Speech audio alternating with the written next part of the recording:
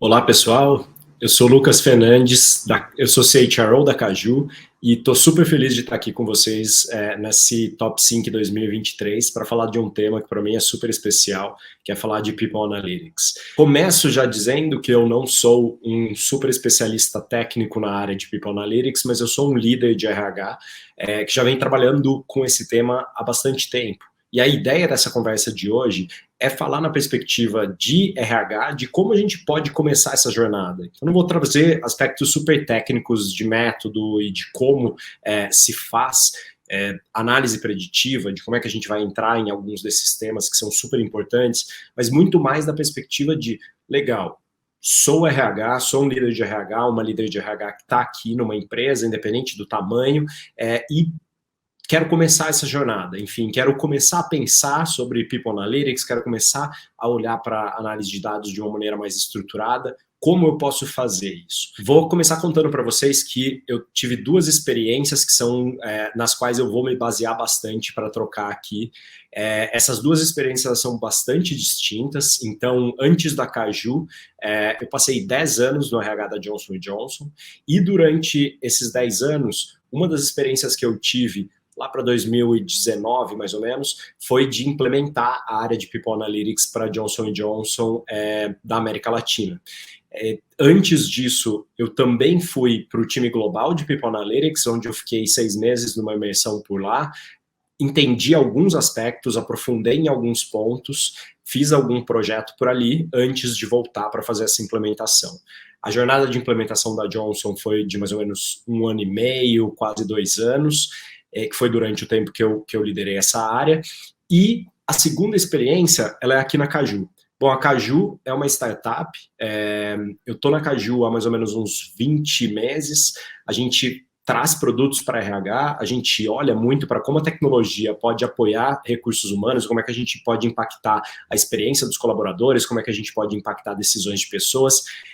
E nesse contexto, desde a minha chegada na Caju, que eram mais ou menos umas 50 pessoas, até o momento atual em que a gente está com 300 colaboradores, mais ou menos, eu venho falando muito e trabalhando com o meu time esse mindset, essa visão de como a gente olha para dados, de como é que a gente olha para análises, de como é que a gente olha para decisões baseadas em dados. Eu vou começar falando do porquê que a análise de dados ela se torna tão importante para a área de gestão de pessoas. Eu sei que é um tema básico, mas é importante para a gente pensar.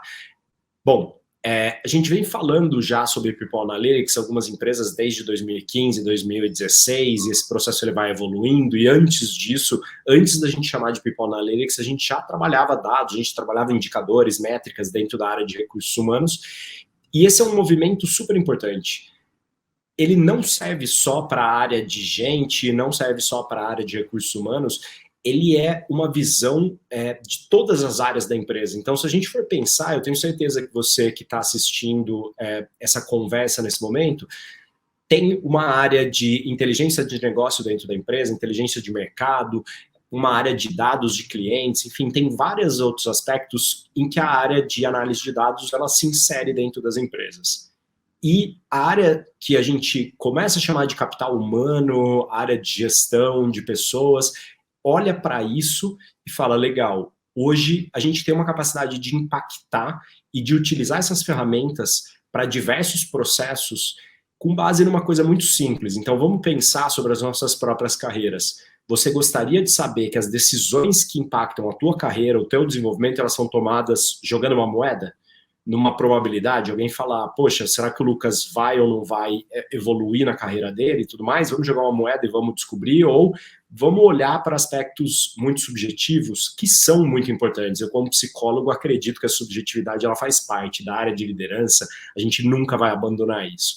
Mas é muito importante que conforme a gente vai evoluindo, vai olhando para técnicas e muitas outras coisas que estão aqui presentes, a gente tem a oportunidade de passar da intuição para a identificação de padrões mais verificáveis. A gente consegue olhar de uma visão mais individual de aquele RH que conhece cada um dos colaboradores, cada uma das pessoas e fala, poxa, essa pessoa está pronta ou não está pronta, para a gente olhar para uma maximização e eficiência.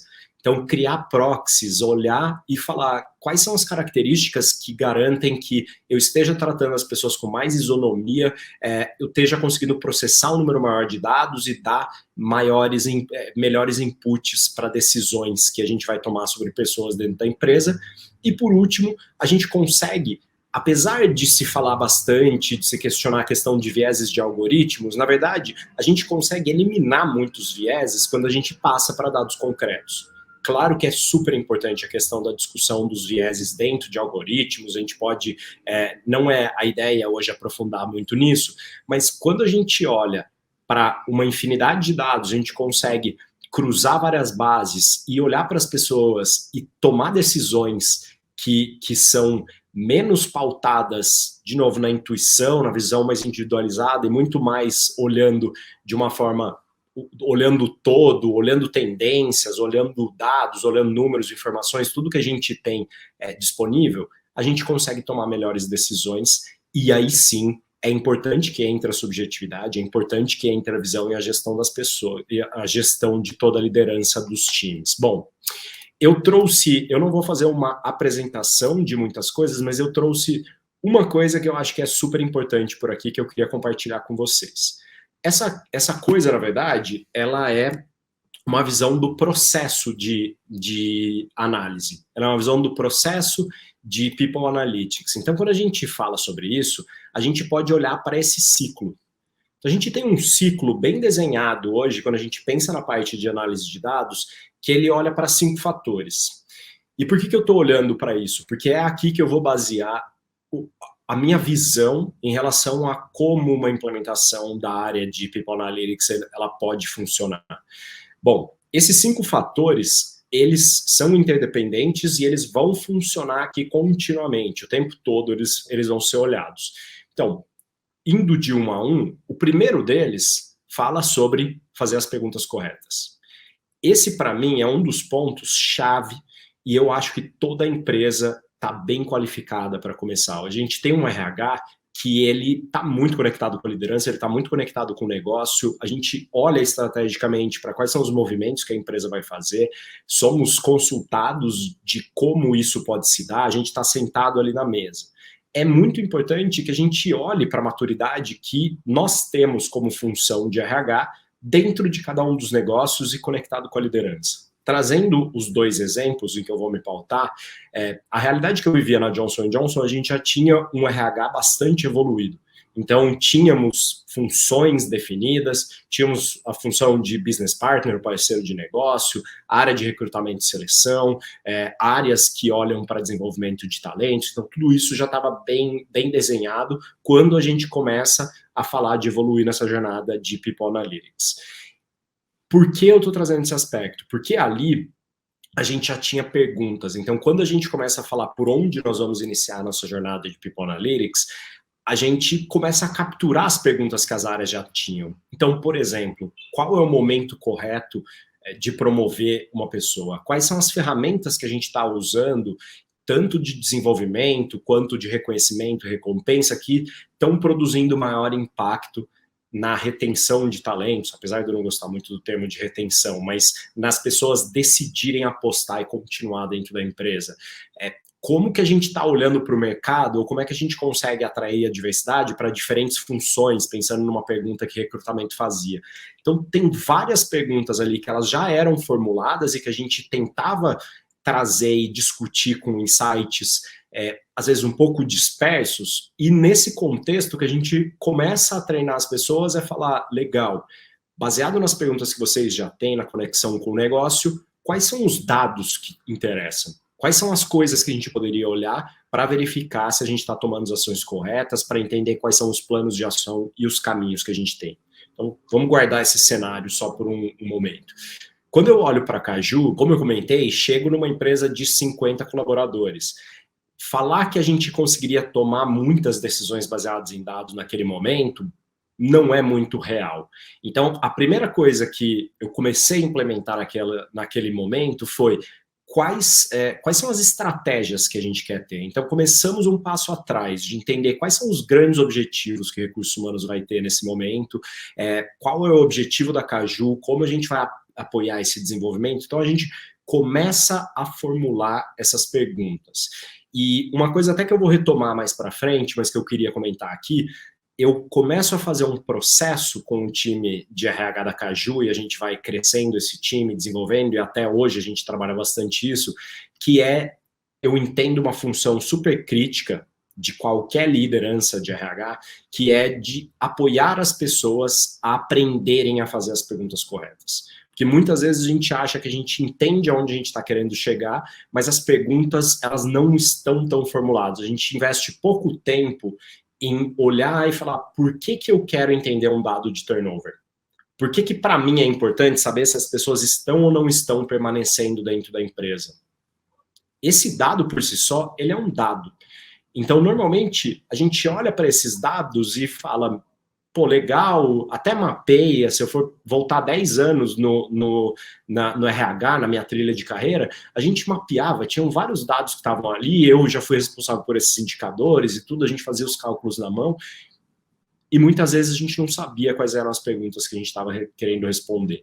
Então, investir tempo, independente de qual estágio que a sua empresa ou que a área de recursos humanos esteja, é importante que você entenda quão conectado a nossa área de recursos humanos está com o negócio, com as prioridades da minha empresa e quais são as perguntas que a gente pretende responder, que a liderança se pergunta para a gente conseguir passar para um próximo passo. Vocês veem que nesse primeiro momento não tem nada a ver com dados. E é um ponto que eu falo muito para as áreas de RH, que é, às vezes a gente tem um distanciamento, ou eu sou formado em psicologia, muitas pessoas são formadas em ciências sociais, letras, história, enfim, tem muita gente trabalhando na área de recursos humanos que vem de áreas de humanas, que às vezes não tem tanta intimidade com números, dados. Não é verdade para 100%, mas a gente sente que algumas pessoas ficam um pouco receosas de como é que eu vou trabalhar com People Analytics. E eu tenho um ponto que eu reforço sempre com as pessoas, eu digo, RH é uma função por si só analítica. Todas as pessoas que trabalham em RH são analíticas. Então, vou trazer 2 exemplos. A gente participa de um processo de recrutamento, a gente tem uma visão analítica em relação ao talento. A gente participa de discussões e decisões sobre calibração de performance, sobre decisões em relação a quem vai avançar em carreira. Nós estamos trazendo de novo a nossa visão analítica estratégica para a mesa. Então, esse ponto do quanto a gente entende qual é a pergunta, quais são os pontos, ele é muito importante. Na própria Johnson, o primeiro treinamento, de fato, que a gente deu para as pessoas foi sobre pensamento crítico. E pensamento crítico era exatamente sobre isso. Como fazer as perguntas corretas, como usar a visão analítica. Então, esse é o primeiro passo que está aqui. O segundo passo, ele é super importante, que é de você olhar quais dados você tem disponível hoje. E aí, de novo, vou olhar para essas 2 trilhas que são as minhas experiências. Na Johnson, isso foi um processo de longo prazo, que foi primeiro a integração de todas as bases que a gente tinha. Então, a gente tinha diversas plataformas, era uma empresa global, as informações e dados que a gente tinha dos colaboradores, elas estavam contidas em muitas plataformas, muitos sistemas diferentes. Então, isso foi um processo de anos que a gente foi evoluindo para integrar os dados, para a gente conseguir construir bases muito legais, aí entrando em termos de data lake, enfim, a gente começou a fazer muitas coisas para dizer, a gente tem uma complexidade, uma infinidade de dados muito grandes, como a gente integra tudo isso, garante que esses dados estejam disponíveis e atualizados, e aí trazendo o que significa disponibilidade e atualização de dados. Vou pegar o exemplo da Caju nesse momento. Quando eu chego na Caju, a gente não tinha uma plataforma única, então uma contabilidade externa que tem alguns dados de colaboradores da Caju. A gente tinha uma ferramenta de admissão que compilava e a gente pegava vários dados das pessoas, mas que depois não eram atualizados. Então, uma das primeiras coisas que a gente foi olhar foi a gente queria desenvolver a questão da diversidade dentro da Caju, então essa era uma das perguntas, como é que a gente pode aumentar a representatividade e diversidade dentro da nossa empresa, e a gente pensou, vamos fazer um censo. Então vamos fazer um censo da Caju para entender como a nossa diversidade está atualmente. E uma das decisões que a gente tomou ali, que para mim foi muito acertada, foi ao invés de a gente fazer um censo pontual, criar um formulário e armazenar esses dados, vamos tentar usar a plataforma que a gente já tem?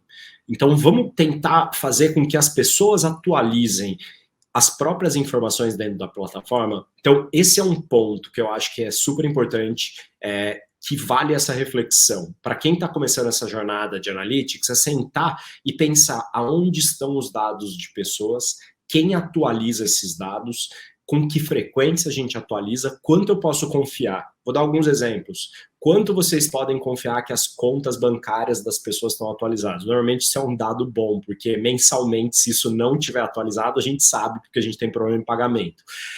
Outro dado é a questão de, por exemplo, se eu for pensar quantas pessoas têm informação de nível superior, pós-graduação, será que esse dado está atualizado no seu banco de dados hoje? Quem é responsável por isso? Os cargos, as linhas de reporte. Você consegue extrair um organograma hoje, seja qual for a plataforma, ou uma planilha de Excel que você consiga olhar e falar, olha, essas pessoas, elas reportam assim, ou quantas vezes você precisa fazer ajustes manuais, quando você puxa uma base, ou para tudo e a gente precisa atualizar as informações. Eu estou trazendo isso porque se a sua empresa é uma empresa que está se desenvolvendo e está crescendo num ritmo muito rápido, vale a pena você pensar como essa disponibilidade de atualização de dados ela vai estar e ela está sendo feita. Quanto antes a gente começa a trabalhar com isso, melhor a gente vai ter dados, histórico de dados ao longo do tempo. Então, na Caju, a gente conseguiu fazer isso com base numa plataforma e a gente consegue hoje fazer uma manutenção e eu consigo olhar a evolução. E esse é um ponto super importante, porque dado é uma coisa. Então, eu vou falar que o meu turnover é 10%. Isso é um dado.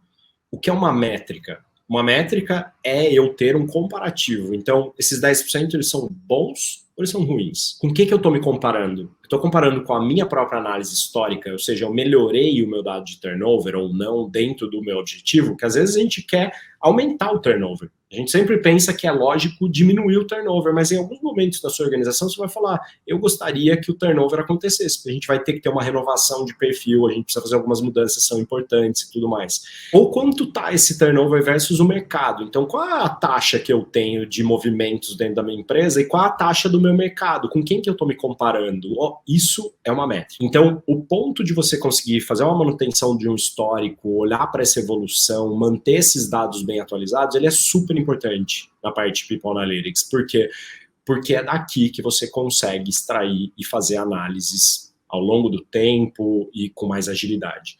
Então, esse ponto é importante, mas independente do ponto que você tiver em relação à questão dos dados, eu tenho certeza que cada uma das pessoas que está aqui vendo hoje essa minha fala tem dados disponíveis.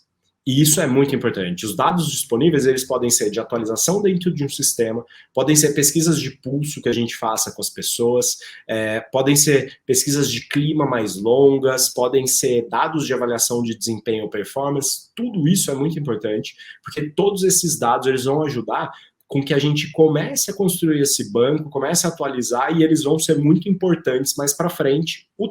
E aí já conecta com esse terceiro passo aqui, que ele é importante, mas eu vou falar de uma maneira mais breve, que é a limpeza dos dados. Esse já é um processo que já vai entrar uma técnica de analytics aqui dentro, ou seja, para falar sobre o processo de uma limpeza de dados, aí sim é o primeiro ponto que eu diria aonde a gente precisa ter alguém mais especializado na parte de analytics. E analytics, eu vou fazer uma distinção, porque ele pode ser People Analytics, ou ele pode ser Analytics no geral. Então, alguém que saiba trabalhar de uma maneira estruturada com o processo de dados.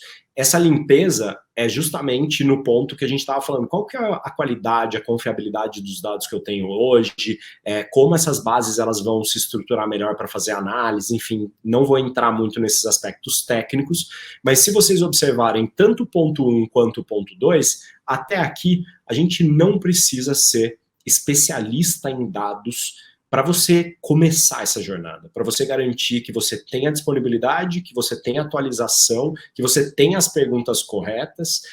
Muitas vezes as perguntas corretas, elas não vão estar dentro de People Analytics, eles vão estar nos times de negócio, nos times de business partner e tudo mais.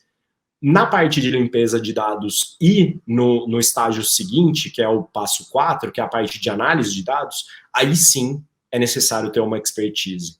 E aí eu vou trazer os dois cenários de novo para comparação. Na Johnson & Johnson, como uma empresa de 130 mil colaboradores, essa área global foi fundada, então ela era uma área que tem até hoje cientistas de dados, pessoas especializadas em proteção de dados, em várias questões jurídicas que também entram aí dentro, pessoas em modelagem de análises, então pessoas que fazem qual o tipo de análise preditiva que é melhor, que se encaixa para essa situação, que tipo de projeto, mas isso a gente está falando de um nível de sofisticação que foge até da proposta que eu tô trazendo hoje, que é de como a gente começa a jornada. Muitas empresas não vão ter uma pessoa especialista em People Analytics. O meu caso hoje na Caju. Hoje a Caju, com 300 pessoas, tem um time de recursos humanos de 9, 10 pessoas. Nenhuma dessas pessoas é especialista em dados.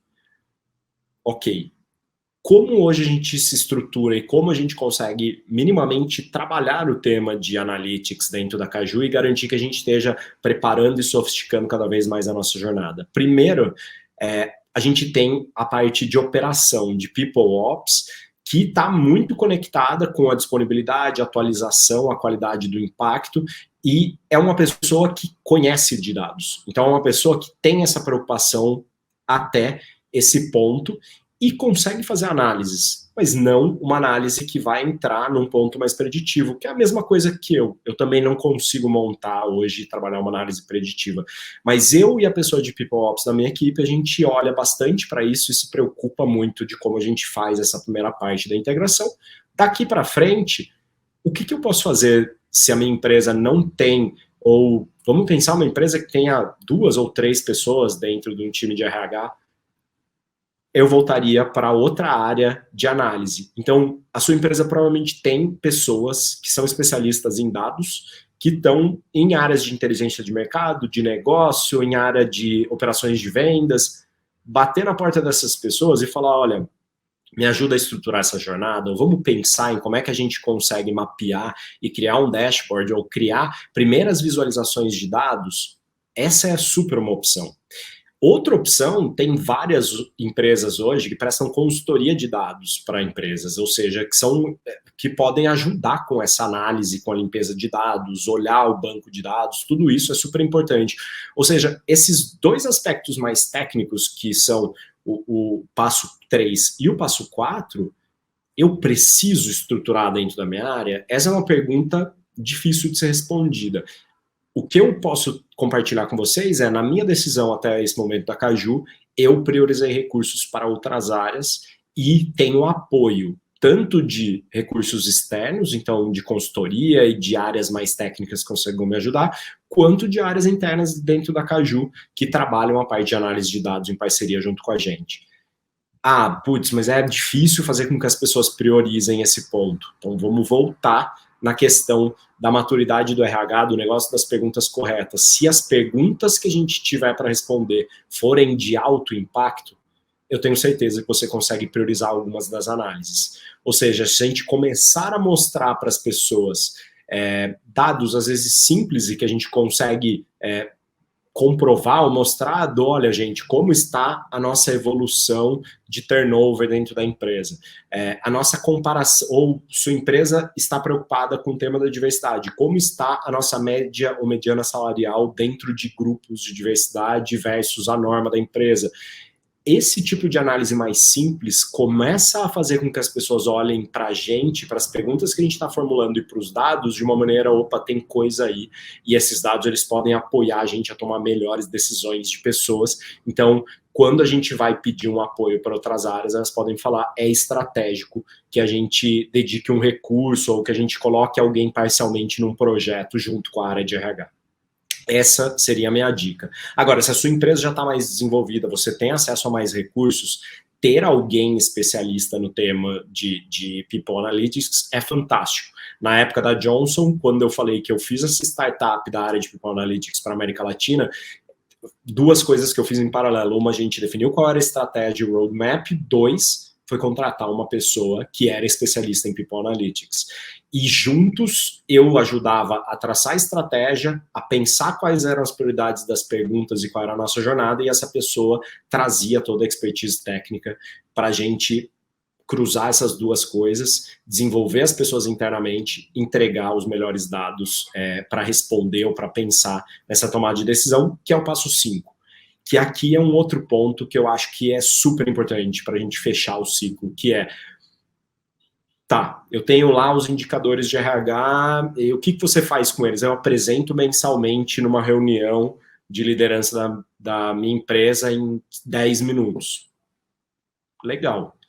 Vocês discutem sobre esses pontos? Vocês extraem insights importantes daí? Vocês comparam com o mercado, comparam com o histórico e pensam quais são os planos de ação, as tomadas de decisão? Quantas vezes a gente não faz uma pesquisa de pulso, uma pesquisa de clima, a gente aciona as pessoas, pede para atualizar a base e tudo mais e não sai quase nada dentro desse processo.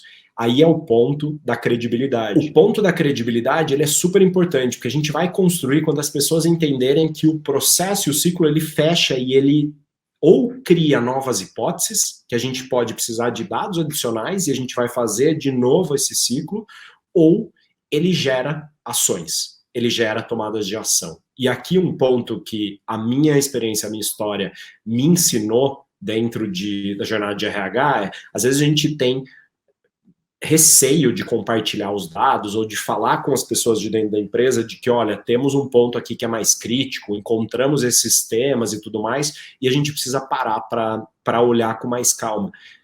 Hoje eu tenho uma postura diferente, as pessoas elas têm acesso aos dados da Caju, elas sabem, então a gente joga limpo, a gente fala sobre os pontos em que a gente está mais crítico, a gente mostra como a nossa representatividade e diversidade está aumentando ou diminuindo, esses dados, eles não são um segredo para ninguém, a gente faz pesquisas de pulso, a gente fala sobre os resultados, sobre quais são os pontos mais críticos que a gente vai trabalhar, e a gente fala sobre planos de ação. Então, esse último tema é que às vezes a gente esquece de fechar esse ciclo, que é voltar, as pessoas verem impacto de fato, porque se a gente só está levantando dado, a gente está reportando, mas a gente não está fazendo nada com isso, muito provavelmente a gente está minando a credibilidade da parte de análise de dados dentro de RH, dentro das nossas empresas.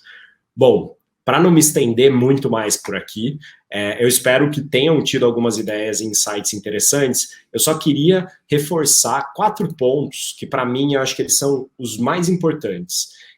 Olhando para essa reflexão, pensando sobre a jornada de Analytics, eu reforçaria 4 coisas. A primeira delas é o RH altamente conectado com o negócio e pessoas. Se a sua primeira tendência, olhando para a jornada de People Analytics, for contratar alguém porque essa pessoa vai ajudar a trazer respostas, trazer perguntas, olhar dados e tudo mais, eu diria, não comece por aí. Comece sentando com o teu time, pegando a expertise interna, olhando quais são as questões que a gente está travando hoje, que a gente precisa olhar com mais cuidado, que a gente precisa definir para seguir tomada de decisão, quais são as dúvidas que o time de RH tem que vão ajudar a empresa a crescer, que vão ajudar a liderança a ter mais impacto, que vão, de fato, mudar o ponteiro das nossas empresas. Então, a conexão do RH com os temas de negócio e de liderança são fundamentais, é o primeiro ponto onde eu focaria. O segundo ponto é um tema que eu falei lá atrás, que é ajude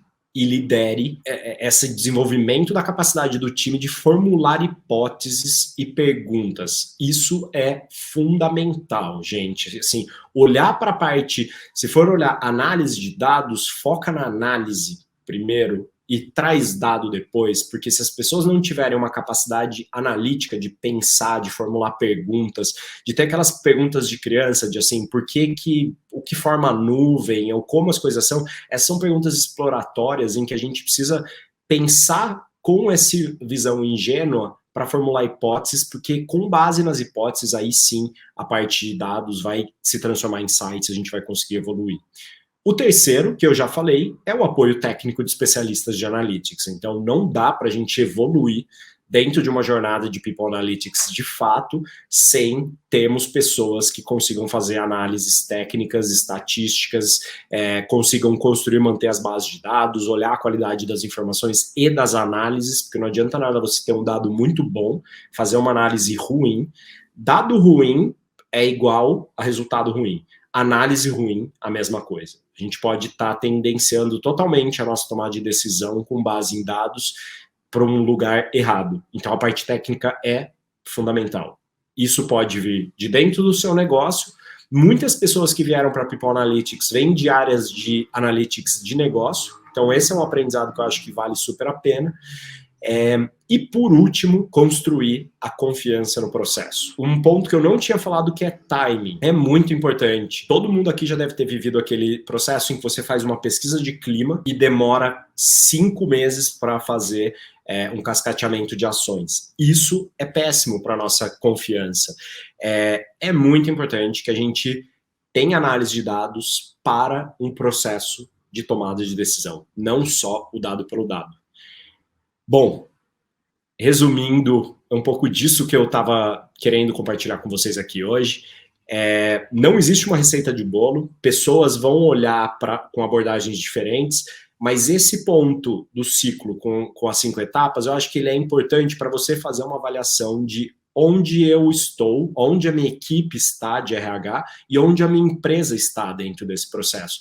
Porque talvez as ações que vão ser tomadas, elas vão ser diferentes para cada uma das empresas, porque às vezes eu já tenho a capacidade analítica, mas eu ainda não tenho uma conexão, uma credibilidade tão forte com a liderança de negócio. Às vezes eu tenho uma credibilidade e confiança com a liderança de negócio, mas eu preciso desenvolver, eu preciso adquirir uma plataforma, ou ter alguma licença, ou usar melhor a maneira como a gente tabula e mantém os dados dentro da empresa. Então, são vários pequenos aspectos que vão se conectando, e a importância é a gente começar, a gente olhar por onde eu posso começar essa discussão, como eu posso trazer isso para dentro, para de fato ir virando uma prioridade de negócio e a gente evoluir cada vez mais nesse tema de People Analytics. Eu não tenho a dúvida de que e continuará sendo uma das grandes ferramentas e recursos da nossa área, porque é muito importante que a gente olhe para as pessoas cada vez com menos vieses, com mais,